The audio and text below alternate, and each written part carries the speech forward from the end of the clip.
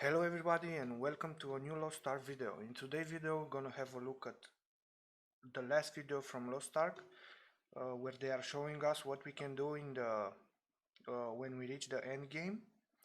To be more precise, this one here is just for the EU-NA release, so this doesn't apply for the Russian Korea. So let's get started and see the video. What's going on, everyone? Welcome back. So today we're going to be taking a close look at some of the numerous PvE activities and things to do in Lost Ark. This video is sponsored by Amazon. They wanted me to give you a bit of a rundown for this particular aspect of the game, and I'll be doing just that, focusing exclusively on some of the PvE stuff you'll be doing, which includes things like dungeons, raids, and your island estate known as the Stronghold. So if you're just getting started with the game for the very first time, or you wanted a bit of a refresher, hopefully you will find this video useful. So here's a basic rundown of each of these things. Starting us off is Chaos Dungeons. Now this is the primary starting point in the gearing up process, and what you'll likely want to do first thing once you unlock it. Chaos Dungeons take you through these three separate stages where you have to fight back waves of enemies. So whenever you reach the max level, you can unlock Chaos Dungeons. But if you finish your story, the tier 1 set, you can get it also from there. After you finish your story, you'll get a chest with your tier 1 set. Or you can unlock Chaos Dungeons and get your tier 1 set that you eventually you'll upgrade it with the materials that are dropping from all the end game. You'll upgrade your items. Now these will take place in differing locations as you unlock the higher tiers with different types of enemies on them, but fundamentally it's all kind of the same thing. You will see groups of enemies, you will smash those enemies, and you want to try to do it fast. You simply have to beat a 5-minute timer on each stage to progress on to the next one. Now like I said, Chaos Dungeons drop that base level gear, and this is what you'll be starting out in that post 50 endgame gearing process. Not only do they drop the gear, they also drop the resources needed to upgrade that gear, as well as accessories and a handful of other useful items, which is pretty much the case for all of the endgame PvE activities. It all drops stuff that you need for some other aspect of the game. On average, a Chaos Dungeon takes roughly 5 to 10 minutes to finish. These can be done twice a day, and you can do them solo or in a group. And just in general, you will want to do the highest level of these that you have unlocked and can actually complete, as the higher level you do, the better the rewards. Okay, so the next major type of content. Also, another thing that they didn't said here, whenever you unlock the Chaos Dungeons, you'll have also more and more difficulties, the difficult stages of Chaos Dungeon. So in order to unlock more of them, you need to upgrade your gear. Your gear score will determine if you get in a higher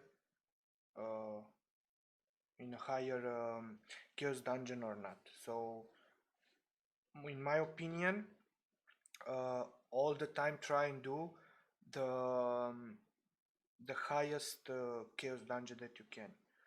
So if your let's say your gear it's 600 gear score, and you can do a 600 Chaos Dungeon, gear score Chaos Dungeon, just do that all the time, because the rewards are better and you get also more materials and stuff like that. Are known as Guardian Raids, and these are actually really similar to Monster Hunter battles. You're dropped in on a map and must search around the various zones looking for the boss. In fact, there's even a flare item in the game which will temporarily show you the location of the boss. Now, when you find it, you and your team have to just try to take it out before the timer expires. And yeah, that's it. It's basically just a big old boss fight. Typically, these bosses will have several large telegraphed attacks. and they'll also go through phases as you take down their health. Now, ideally, you will eventually want to learn the different phases and telegraph attacks of the boss so you can know what's coming and when to dodge, especially since getting hit with these can incapacitate you for some time, which will open you up to taking lots of damage. Now, occasionally there will be some trash mobs in the area, but for the most part, it is just a time trial boss clear, essentially. And these can be quite tough because there are several restrictions put in place. For one, the game limits the number of times you and your team can revive, along with the consumables that you can use. So really, you do have to try to play carefully, try to avoid damage, and especially try not to die. Like Chaos Dungeons, Guardian Raids should be done twice a day. They reward accessories and other useful items like gems, cards, books, and runes. Most importantly, though, is that they drop upgrade materials that are not bound to your character, meaning that you can send them off to an alt or even sell them on the auction house to get some gold, which is primarily what makes doing Guardian Raids so valuable. So one of the reasons why all the people is speaking about the alts is this one. This is why you want to have alts, because you can like literally do all these things on your alts and send materials to your main and gear up faster, or do the other thing whenever your main is geared. You can send to your alts and gear your alts. So one of my favorite endgame activities, though, is the tower. This is a solo challenge activity where you have to basically climb the floors of a tower. These will get progressively harder and grant you better rewards. So you'll start out on floor 1, you're given some objective, normally kill groups of enemies or a specific enemy or boss, and then if you complete that within the set time limit, you will grant the reward and then unlock the next floor, so on and so on. So for example, in my most recent run, I entered floor 1, they asked me to destroy a stone. As a reward, I got this deck of cards. And then I went on to floor 2, where I had to destroy these hordes of enemies. That it gave me another deck of cards. Floor 3 asked me to defeat a named enemy for the deck of cards. Floor asked me to defeat large groups of enemies, another deck of cards. And then finally, on floor 5, I had to defeat a boss. And as a result, I got this proficiency potion. So it basically continues this way. You'll get rewards every time you clear a floor, you'll unlock the next one, and usually that 5th floor is going to give a unique and most of the time more valuable reward. The climb continues, and as you do, it gets more difficult, even requiring higher item levels in order to complete them. But one of the major reasons to run these towers is that it gives you these skill point potions as a reward, and you basically need these extra skill points to max out your skill trees, as just hitting level 50 doesn't cut it. You still need more skill points to max out the abilities that you're using. The next major type of PvE content you'll be doing are Abyssal Dungeons. These are... I'm gonna be honest, I really like the tower idea. I haven't played until now. I haven't done tower. I just done Chaos Dungeon and sorry, my bad. I have done just Chaos Dungeon and Guardians on the Russian servers. I didn't want to see a lot from the content, so I have fun at the release. But it seems very fun, and I can wait to play. Are basically just harder end game versions of the types of dungeons that you encounter while leveling up. Now, for each of these activities that we've talked about so far, the Chaos Dungeons, Guardian Raids, Tower, and Abyssal Dungeons, you are doing all of this to collect gear, accessories, currencies, materials, and a plethora of other useful items for character progression. Also, for most of these, as you progress and get higher item level by upgrading your gear, you then unlock access to higher tiered versions of each of these. Your gear progresses, you get to do harder versions of each of these activities, which gives you better gear to upgrade, unlocking harder versions of those activities, and that process continues. That is basically the ladder that you climb, the gear treadmill in Lost Ark. Other PvE content in the game comes in the form of these world events. These include things like chaos gates, field bosses, adventure islands, ghost ships, and a variety of other just world activities that you can do, and that becomes periodically available throughout the course of any given day. In fact, there's an in-game tracker that's located in the upper left-hand. I'm gonna be honest with you, all these events here are really fun. Like, really, really, really fun. I done some of them, and I really had fun. Some of them I think you need some things in order to unlock it, but um, it they like I'm gonna be honest, like almost all of them are really fun. So I'm encouraging people to try this. Corner of the UI that shows you exactly what events are currently active and what events are coming up. It shows you where the event is located as well as the rewards that they give. So depending on what type of resources or currencies that you're after at any given time, like, you know, what aspect of the game are you focused on progressing and trying to acquire these things for, that is going to inform which of these world events and activities that you want to participate in. I also want to briefly touch on the sailing and estate or stronghold systems. So first off, sailing, you unlock this around level 35, roughly halfway through the leveling process. Initially, you just use it to travel to the different continents, but later on and in the end game, there are just a host of other activities and things to do that are associated with sailing. Most of the game's map, in fact, consists of this giant ocean, and that ocean is dotted with various islands all over the place. So you're going to sail around going to these islands, and they basically function as just additional locations to get quests that reward currencies and resources. And then there's also the stronghold system. This is basically instance player housing. You can... I'm gonna be honest with you, like just the sailing, it's a whole other game. Like, if you want to see all the islands and to explore everything and see what the Lost Ark world can provide you, it's really insane. Like just I'm gonna, maybe I can find Lost Ark map.